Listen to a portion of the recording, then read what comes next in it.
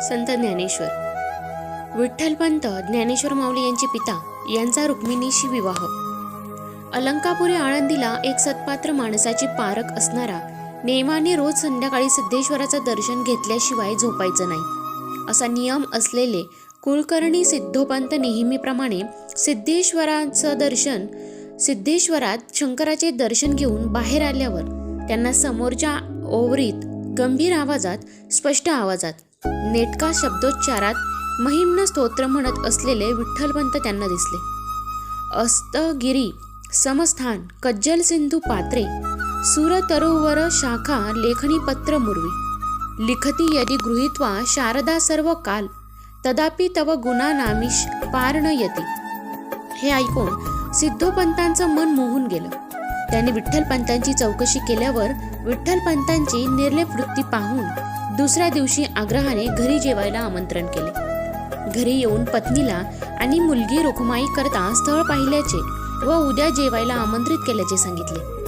दुसऱ्या दिवशी पत्नीने चारी ठाव स्वयंपाकाचा बेत केला. दुपारी विठ्ठलपंत जेवायला बसल्यावर आईच्या आज्ञेने रखुमाई त्यांना वाढत होती, पण विठ्ठलपंतांनी डोळा उचलून वर सुद्धा पाहिले नाही. जेवण आटोपल्यावर सिद्धोपंतांनी सहज बोलत त्यांना म्हणाले, देवळात येण्या जाण्याचा राबता असल्यामुळे तुमच्या साधनेत विक्षेप येतो. आपल्या घराच्या माडीवरून सिद्धेश्वर स्पष्ट दिसतात. कुणाचा त्रास व्यत्यय येणार नाही. शिवाय तुम्हाला पाहिजे त्या ग्रंथाची व्यवस्था केल्या जाईल. तरी इथेच राहून ध्यानधारणा करावी. विठ्ठलपंतांनी तिथे राहायचं कबूल केले. दुसऱ्या दिवशी विठ्ठलपंतांनी इथे कसे वाटते, झोप आली का वगैरे चौकशी केल्यावर सिद्धोपंत म्हणाले, रात्री मला दृष्टांत झाला. माझी लेक रखुमाई व तुमचा विवाह झाला. विठ्ठलपंत म्हणाले, पण मला असा काही दृष्टांत झाला नाही. त्यावर ब्रह्मचारी, गृहस्थाश्रम, वानप्रस्थ आणि संन्याश्रम असे चारही पुरुषार्थाबद्दल सिद्धोपंतांनी त्यांना समजावून म्हणाले. तुम्हाला देवाचा संकेत मिळाल्यावरच हा विवाह होईल असे आश्वस्त केले. पहाटे विठ्ठलपंतांच्या स्वप्नात येऊन श्रीहरी म्हणाला, तू भक्तीचा पुतळा, ज्ञानाची वस्ती तुझ्या घरी आहे. वैराग्य पुरतेपणी अंगी बांधले आहे. हे सर्व गुण आकारास येण्यासाठी रुक्मिणीशी लग्न कर, कारण तिच्या उदरी सगळं विश्व मंत्रमुग्ध होईल असं भक्ती, ज्ञान, वैराग्य जन्माला येईल. सकाळी हे स्वप्न सिद्धोपंतांना सांगितल्यावर त्यांना ब्रह्मानंद झाला. पत्रिका जुळल्यावर लगेच एका शुभ मुहूर्तावर विठ्ठल रुक्माईचे लग्न लावून दिले.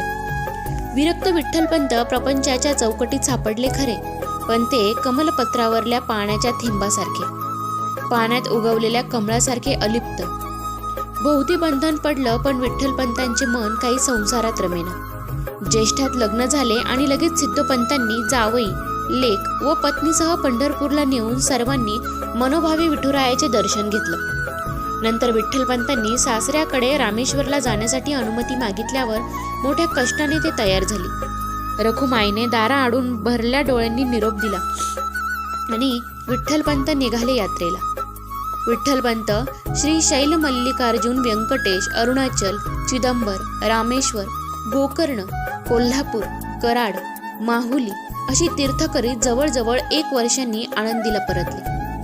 पत्नी रखुमाई डोळ्यात प्राण आणून वाट पाहत होती. दक्षिणेतील सगळी तीर्थ झाल्यावर आता घरी आपेगावला जावं असा विचार त्यांच्या मनी आला. त्याप्रमाणे सासऱ्यांना सांगितल्यावर सिद्धोपंत पूर्ण कुटुंबच घेऊन आपेगावला पोहोचले. या सर्वांना पाहून गोविंदपंत व नीराबाईचा आनंद तर गगनात मावेनासा झाला. लाडक्या लेकाला व देखण्या व सद्गुणी सुनेला कुठे ठेवू, त्यासाठी काय करू असं झालं. पाहुणचार आहेर झाले. 4 दिवस आनंदात राहून मंडळींसह सिद्धोपंत आळंदीला परतले.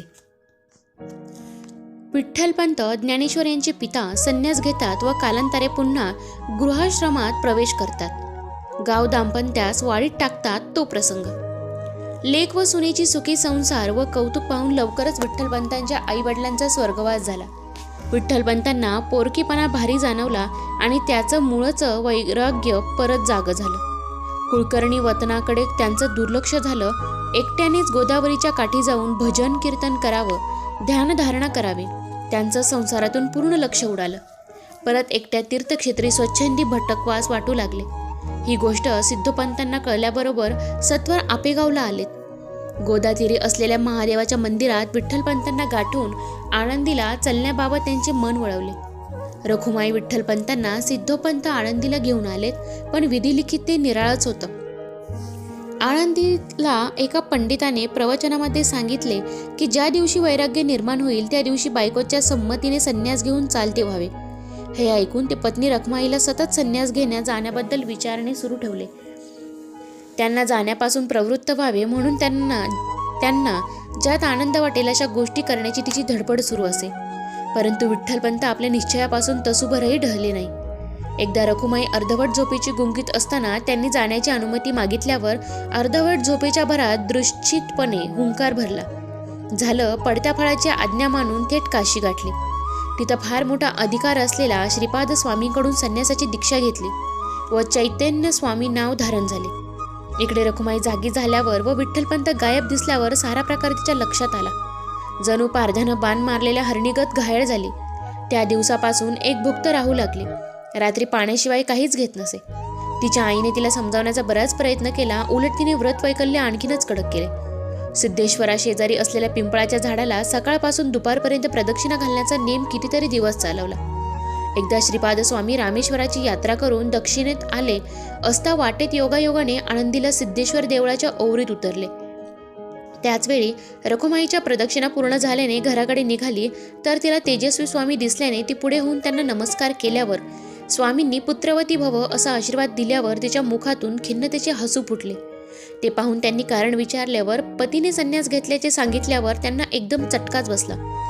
तिच्याबरोबर घरी येऊन तिच्या वडिलांना भेटले.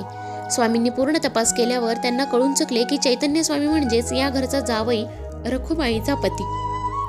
रखुमाईच्या तपश्चर्येनं इंद्र सुद्धा आपल्या जागेवरून ढळायचा.